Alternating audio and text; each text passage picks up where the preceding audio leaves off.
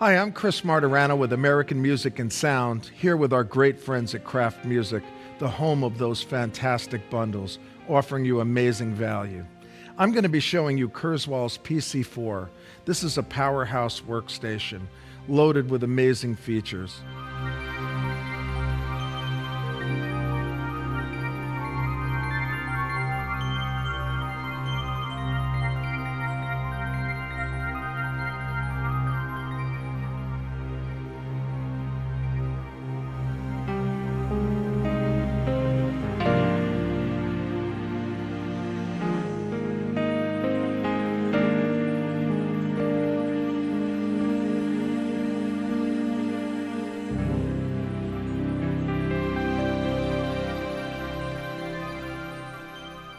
One of the great things they've done with this much power is to bring it up to an elegant interface that's simple to use and very intuitive. We'll see just how easy it is to use as we get into using the instrument.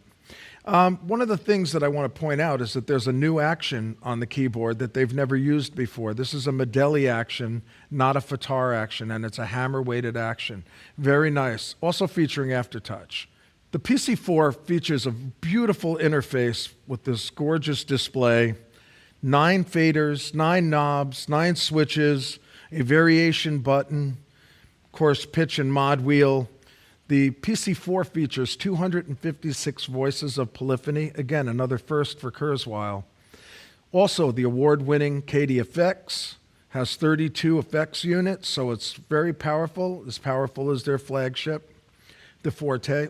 And in fact, it shares the same architecture as the Forte with a couple of exceptions. The PC4 has 2 gigabytes of internal sound memory that Kurzweil has filled up with pianos, electric pianos, clavs, organs, brass, all of that, plus a lot of synthesizer patches and pads. Plus it has 2 gigabytes for users to load their own sounds in. Now, when you compare that with the Forte has 16 gigs of sound memory of Kurzweil sounds loaded in and 3.3 gigabytes of memory the user can use. So there's certainly a difference between the two. Also on the PC4, they have removed the EQ from dedicated knobs and the compressor also from the front panel. And as you can see, they've moved the pitch and mod wheel up to the top panel and removed the cheek block. This is actually great because you can put this instrument in the back seat of almost any car now, which is wonderful. If you're a gigging musician, you're going to love that. Also, a couple of the other differences, they have provided you now with 1/4-inch TRS inputs on the back in addition to the 2 stereo pair outputs. So you can now plug 1/4-inch balanced inputs in, a stereo pair, and run external gear through the PC4. Which is very, very cool.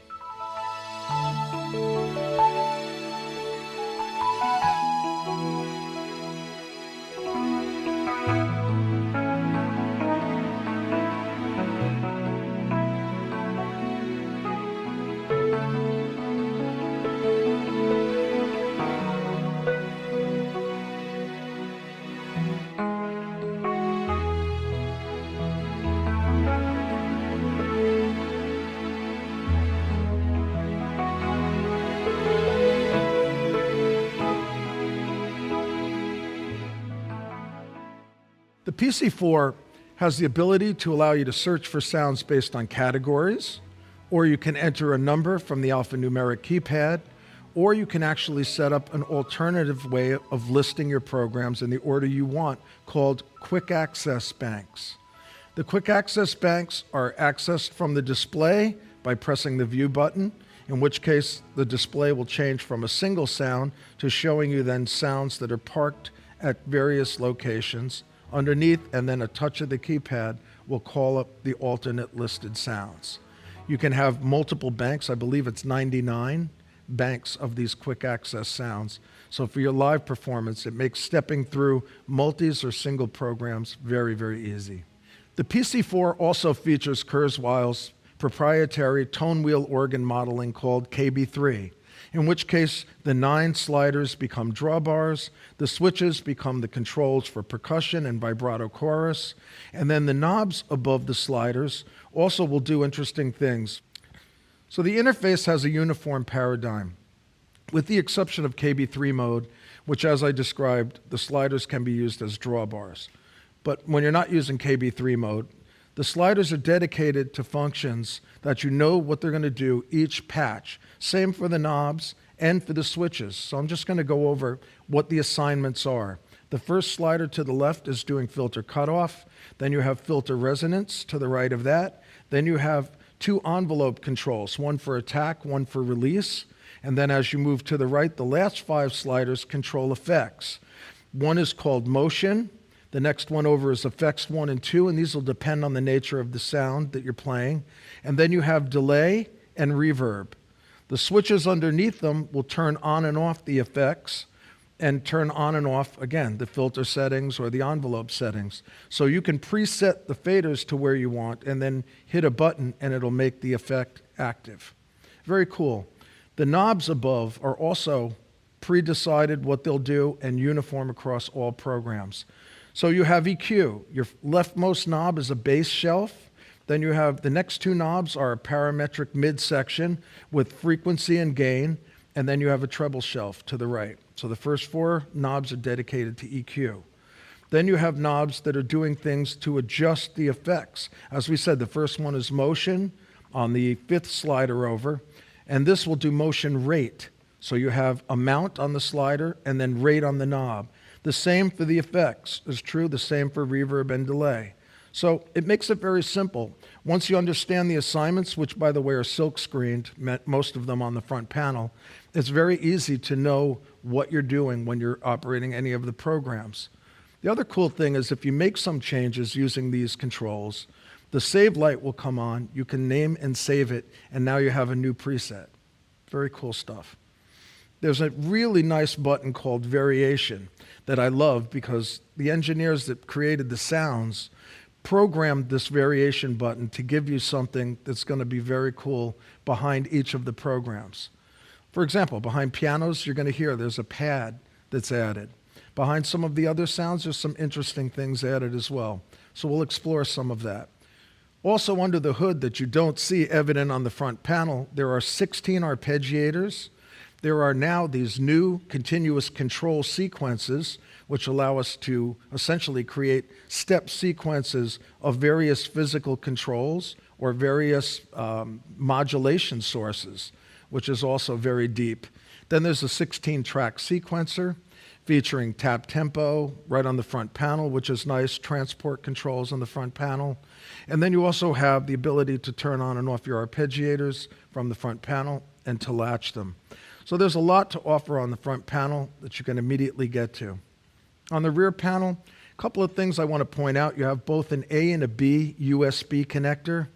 The B connector, of course, allows you to plug in a memory stick and store your patches. The A will connect up to your computer and allow you to transfer programs back and forth or to send MIDI or to update your OS from your computer. Of course, you can update your OS also from a thumb drive. So connectivity is built in. You have MIDI ports on the back as well. You have 2 CC pedal inputs on the rear panel, which is great. One you can use, for example, for KB3 mode, for doing organ swell. Maybe the other you use to bring in various layers. Or maybe you want it to be overall volume of the instrument. Then you have 2 foot switch inputs, and these are specialized. They'll accept the continuous sustain pedal, allowing you to do half damper, or they'll allow you to actually plug in a dual pedal assembly as they use a TRS connection, tip ring sleeve. So you could technically have 4 pedals plugged in. Then there's 2 pairs of outputs, which I mentioned before, which are TRS balanced outputs. And then, of course, what I mentioned earlier, the stereo pair of 1/4-inch balanced inputs, in addition to the 1/8 inch input and then headphone jack. Kurzweil also provided the input on the back of the PC4 for the 600 millimeter super ribbon, which is still available and awesome. So now the PC4 can accept the ribbon controller. I love it. I've used it ever since it was developed at Kurzweil.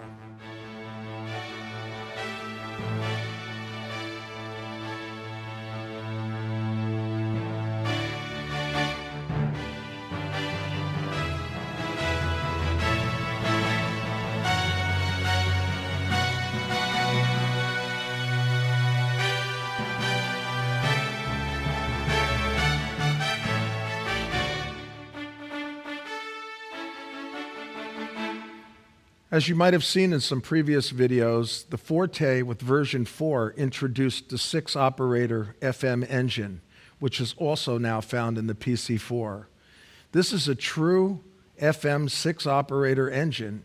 You can even load sysx files from the internet that were originally developed for the DX7 or TX7 directly into the PC4.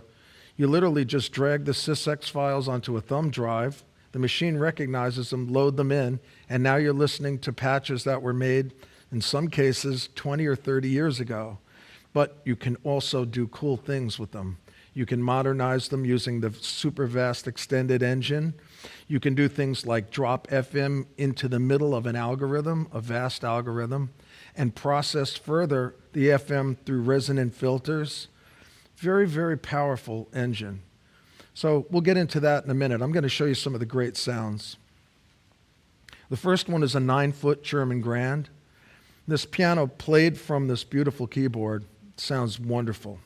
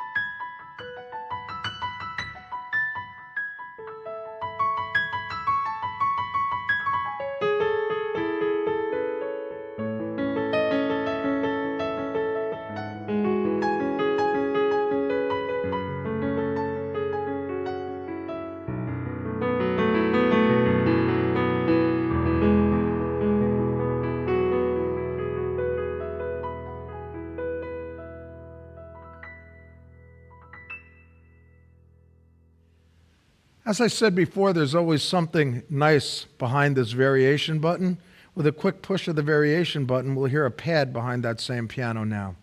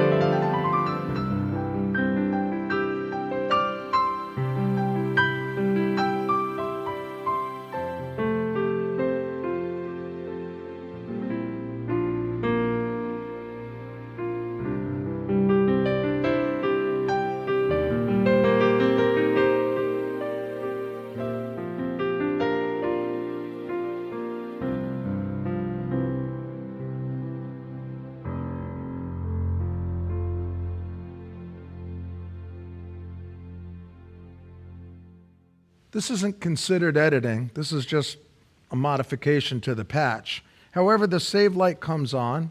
If I wanted to, I could press save, make a new preset, and then when I selected it, the variation button would be on.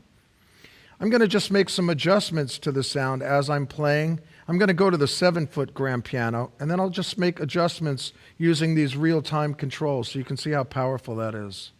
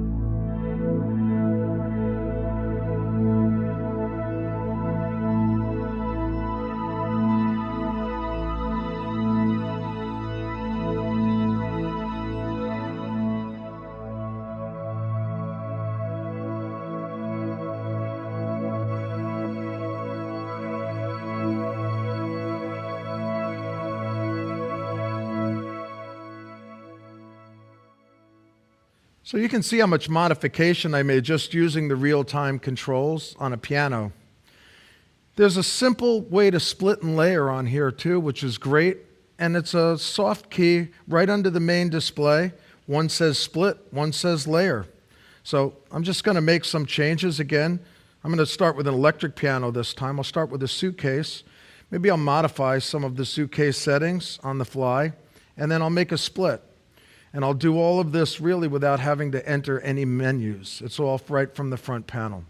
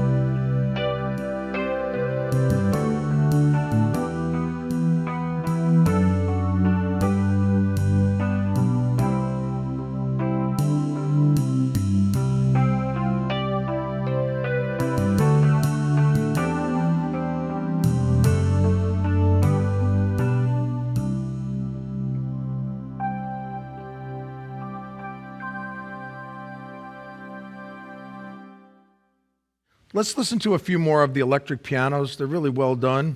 There's, of course, Tyne and Reed electric pianos. There's clavs, there's organs, brass, all of the categories well represented. So we'll just step through a handful of these sounds.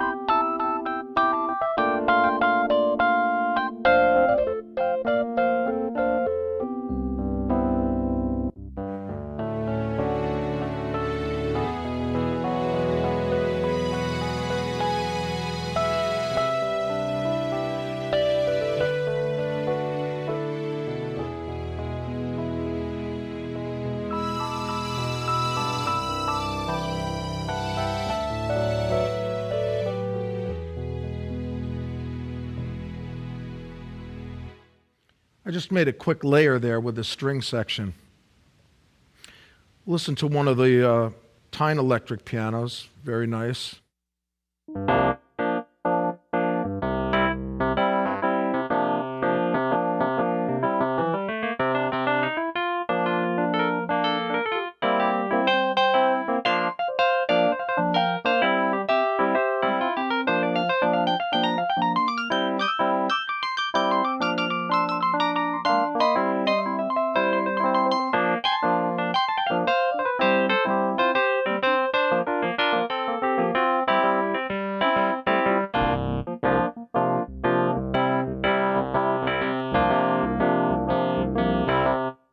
We'll just play a handful more of sounds, and then we're going to start to look at how you combine them into combinations on this instrument referred to as multis. Just a couple more facts that might interest you. A single program, which is Kurzweil's terminology. Some other companies use patch, but in this case, this usually refers to a single sound, but it doesn't have to. In fact, in Kurzweil speak, you can have up to 32 layers per program. And what is a layer? A layer can be a sampled sound. It can be digitally generated waveforms. And then they pass through an algorithm, which is a chain of DSP. And these can be resonant filters, non-resonant filters, nonlinear processes. They can be FM in this case now, and pass through then finally a matrix modulation where you can assign controllers to modulate that, and then ends up at an amplifier. That's a single layer. You can have 32 of those in a program. And then your program, each one of those layers in that program can access a separate effect, or the entire program can run through a single effect, or a chain of effects. Then, once you've made what you call a program, you can combine up to 16 of those in a multi. So if your head's starting to spin, I get it. It's really deep, meaning you can pretty much do anything you can dream up. It's a really, really powerful engine. Again, we're going to take a look a little more inside in just a minute.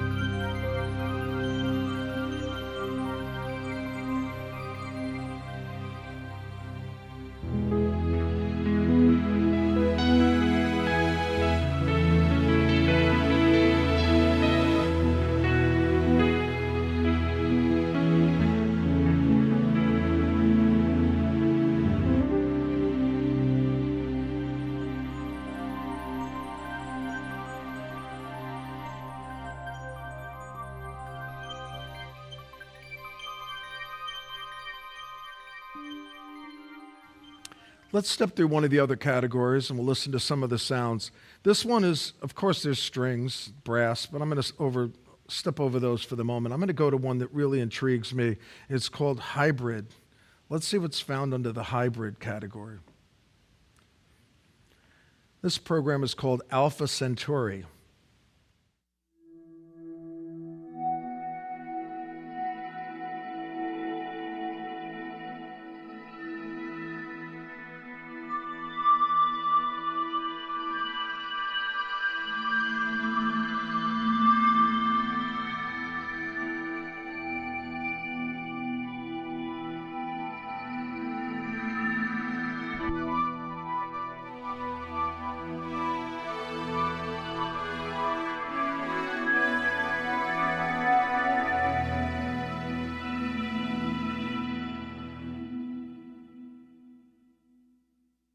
Love that patch. Very, very cool. If I start to play with the controls, of course, I can do some pretty amazing modifications to it. Let's see what else is under the hybrid category. This one's called ambience. Not to be confused with ambient that you take at night.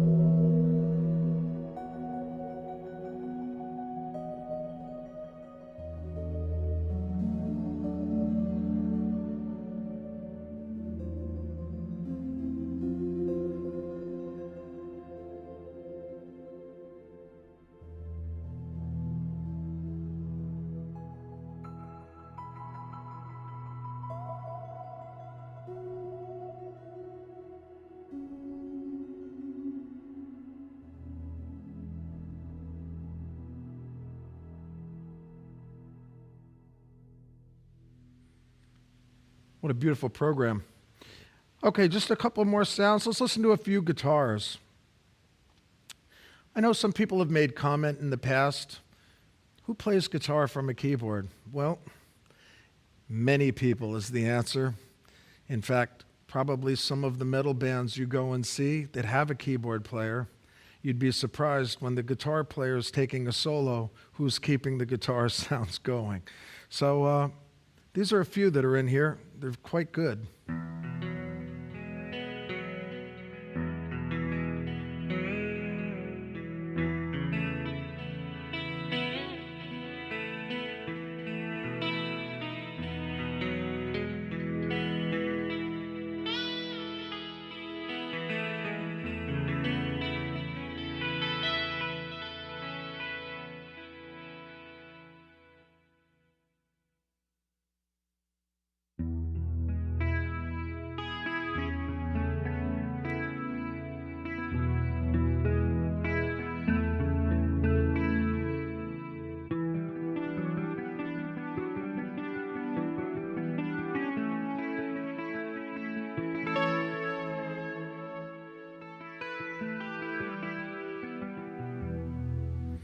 This program gives me an idea to show you something. Kurzweil has a technology they've been using for a long time that allows you to hold notes down with the sustain pedal and then bend only the notes that the key is being held down at that moment by your hand or some other object. So in this case, this warm Strata guitar patch, you'll notice that when I bend the bender here, we're going to hear all of the notes bend, not just one note. This would only happen if you use a whammy bar and you press the whole whammy bar down. So now I'm going to turn on this effect called key bend, and we'll hear how only one string will bend, and that'll be the key that I'm holding down. The rest of the keys will be held down by the sustain pedal, won't bend pitch.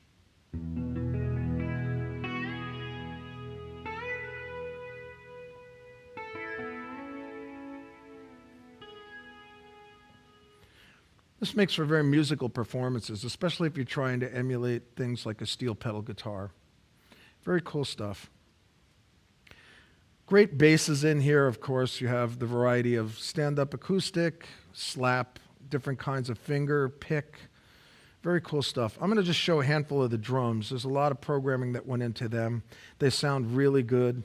And again, with this 16-track sequencer, or even using the step sequencers, you can create some really cool percussion tracks.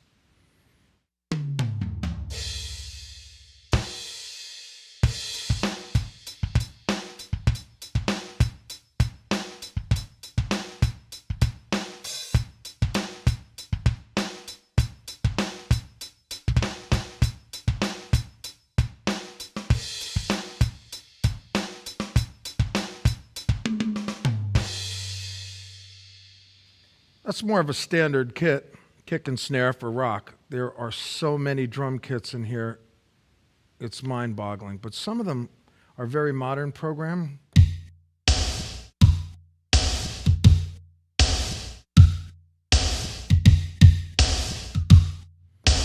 Just play some kick and snare patterns for you.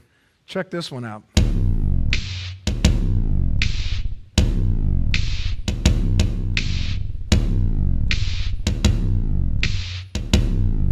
Anyway, you'll have hours and hours and days of exploring the drums. There are so many.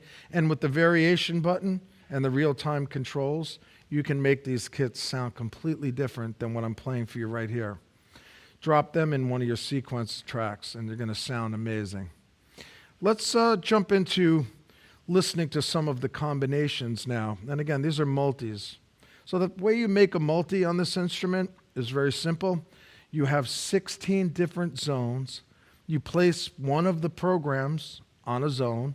You tell it what key range you want it to play across. You can tell it what kind of curve you want the velocity to respond to, a compressed velocity, expanded, linear. There's all different options to have the keyboard play the way you want. And then you have things like whether you want it to trigger at a specific velocity, high or low velocity. And once you've done this creation of putting sounds across the keyboard and save that, you now have a multi. This is very, very powerful stuff if you're playing live. Each zone can transmit out over USB MIDI or transmit to the local engine or both or to the MIDI ports on the back. So this can really be the centerpiece of a much larger rig if you're controlling a lot of external things as well. Very powerful control.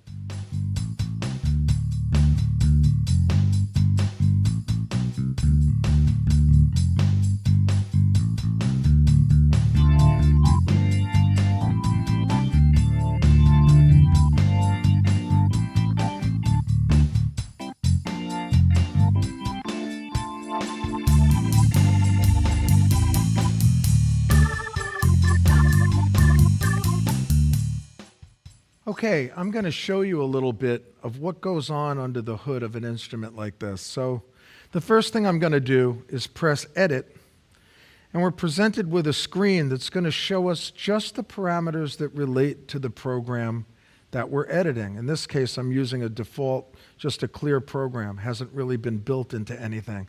But as you scroll down, you can see sustain pedal, sostenuto, what the assignments are. We'll look at a program that's fully developed so you can kind of get the difference. Here's a piano, and you can see filter frequency, sostenuto, attack, release. Again, our assignments, as I said before, these are standardized, what they're assigned to. You can see where the pad volume is, if you want to turn the pad up or down. Again, you just scroll over to the parameter, turn it up or down. This MIDI 31 is the variation button assignment.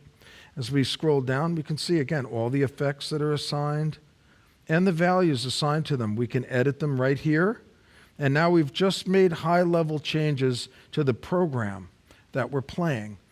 But if you want to really see what is the program made of besides what's controlling it and what are the basic blocks, we just press the More button once, and we'll come to a key map.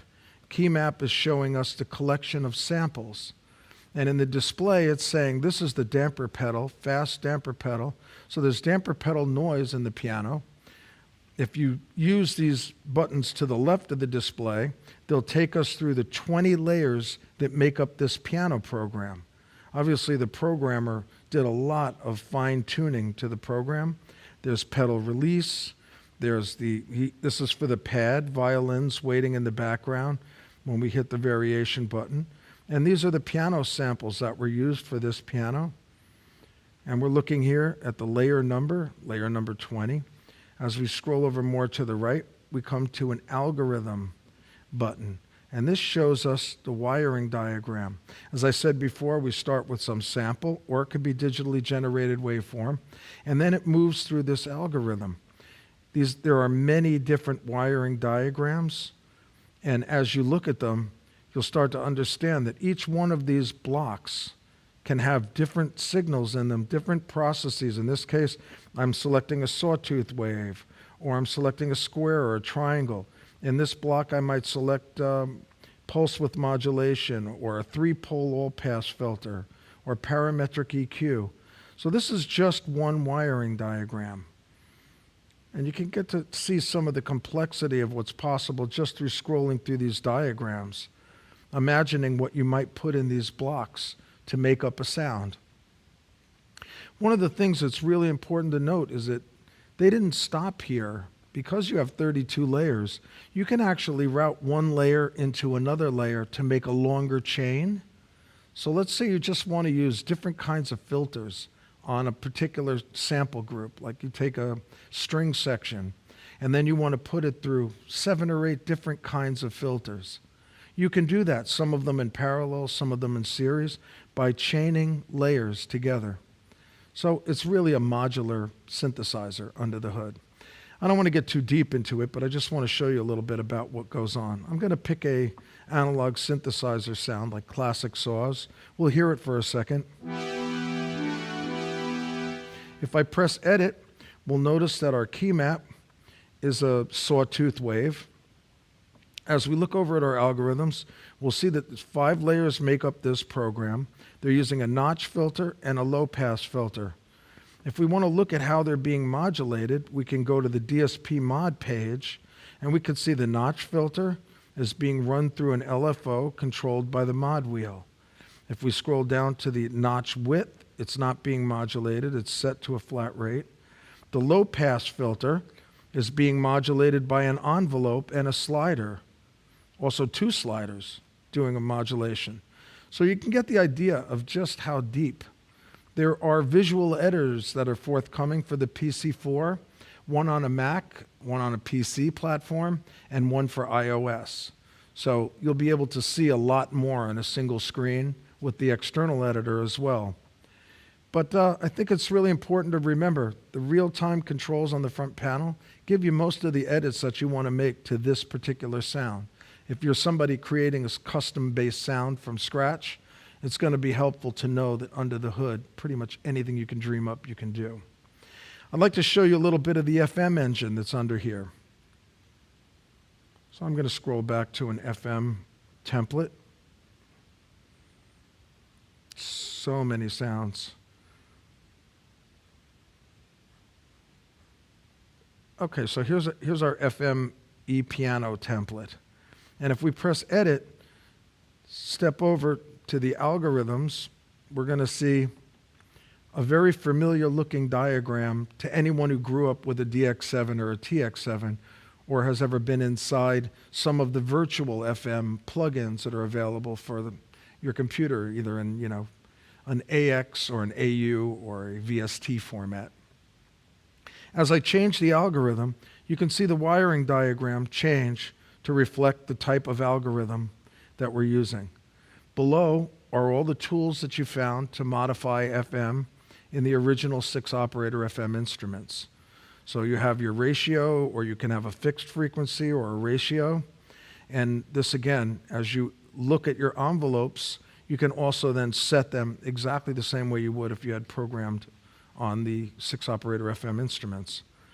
If I go to FM operator, this now allows me to assign velocity to a particular operator. So in my 6 operators, if I'm doing something, let's say like a pseudo Rhodes program or a tine electric piano, I might want only the biting tine to respond to my touch and the smoother part not so much.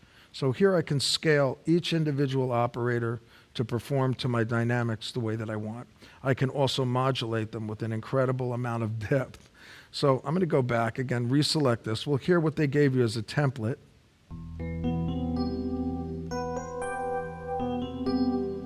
Well, I hear like a sub-octave in that I don't really want. So I'm going to edit that and bring that operator out. And that's the 3rd operator, I believe. There we go.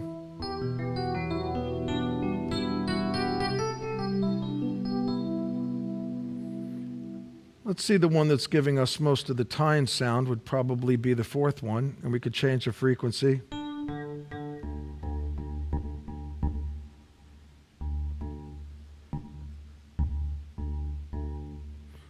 And the 2nd one as well.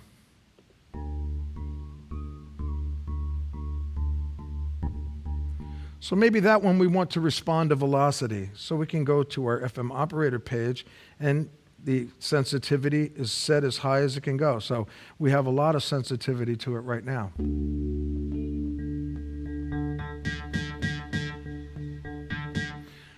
So you can see FM now lives in the Kurzweil.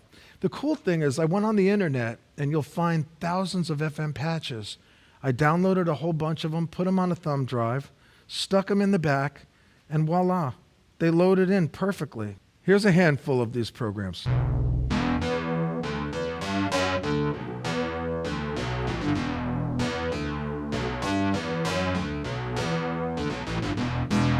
Now again, we haven't done anything to dress this up. I think there's a little chorusing on. I'll turn it off. So this is really just stock. But I can do a million things. I can add resonant filters to this. I can make it pan back and forth. I can do things like have the pitch change over time. I can add other envelopes to it to reshape it as well. So really powerful stuff. Here's another. I just got this again from the internet.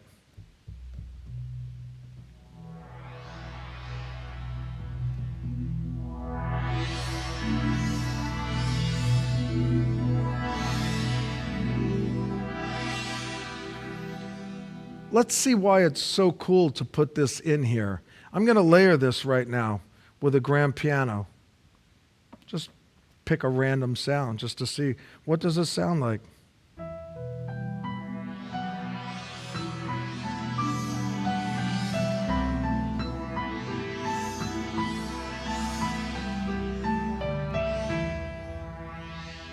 Now I could put an arpeggiator on that sound. I could put that sound in a step sequencer and make it play a pattern as a bass line. Very, very cool stuff. Here's another.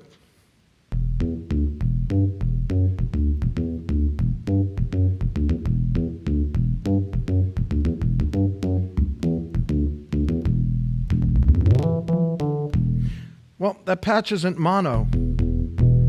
It's polyphonic, so let's make it mono.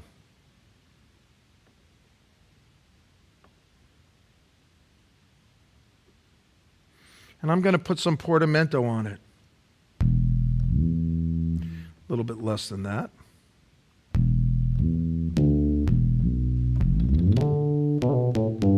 I'm going to make it a legato program so it won't reattack. I'll make it staccato so it will reattack.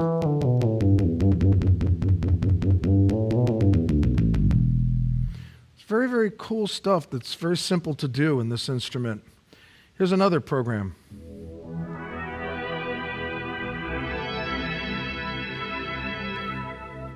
So you get the idea. And again, this is one layer. I have 32 layers more I can do and add and play with and use and chain together if I want to make this into something you totally would never recognize from its original form, but it would still have an interesting character based on the fact that it's FM and it's generated in real time. It would be able to change and morph over time. I'm going to jump into the CC sequencers, which stands for continuous controller sequencers. Those are really cool. And for every program, every layer, I think it is, you have up to 4 instantiations. 4 different ones of these sequences you can apply. You'll get an idea of what I'm talking about in just a minute. Okay, so we're going to apply a couple of CC sequences to this classic saws program. I'm going to press Edit and step over to CC sequence, and I'm going to select Simple Filter. And this is now going to be shifting the filter cutoff frequencies by the amounts I've set here.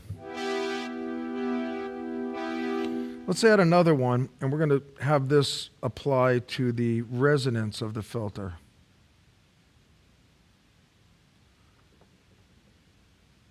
And we'll change some of these values.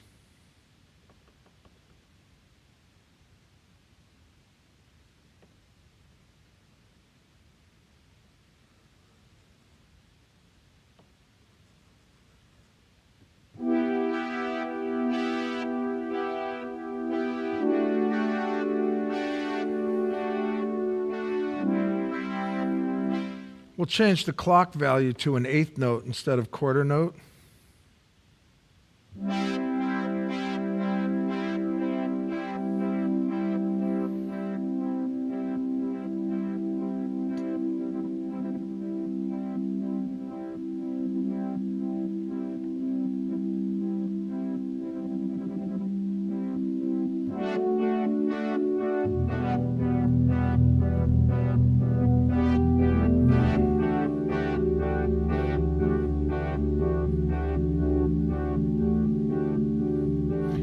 We'll add one more maybe and assign it to panning. Put a couple steps in here.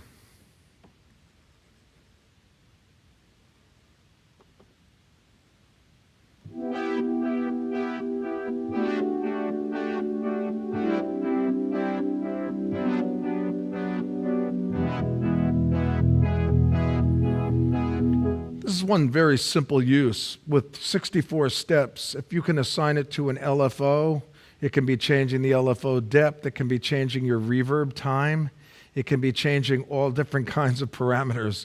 But I just wanted to see what they can do. Again, these are independent of the 16 arpeggiators and independent, of course, of the multi-track sequencer. So that's a little bit of what's going on under the hood. Hopefully you got something out of that. As I said earlier, KB3 mode is found in here. Look how beautiful the display now reflects your drawbar settings. You now can see exactly what your drawbars are doing. Really, really great. I love this for live playing on stage too, since sometimes it's dark in most cases, or the lights are excruciatingly bright. So the switches underneath are going to do chorus vibrato. I'll just play a little around with this organ model for a moment. You can hear what it does.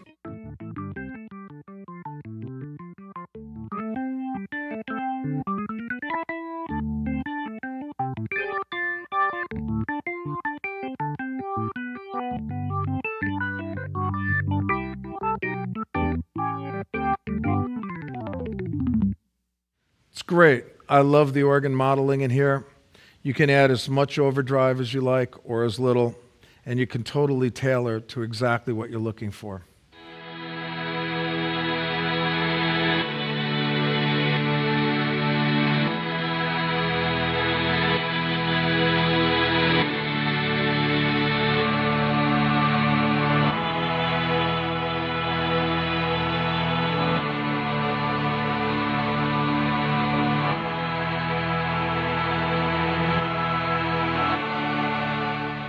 So that's the Kurzweil PC4.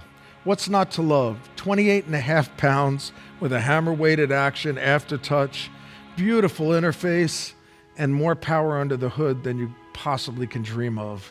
If you have any questions or need more information, contact your sales advisors at Kraft Music. Thanks again for watching, and I'm Chris Martirano.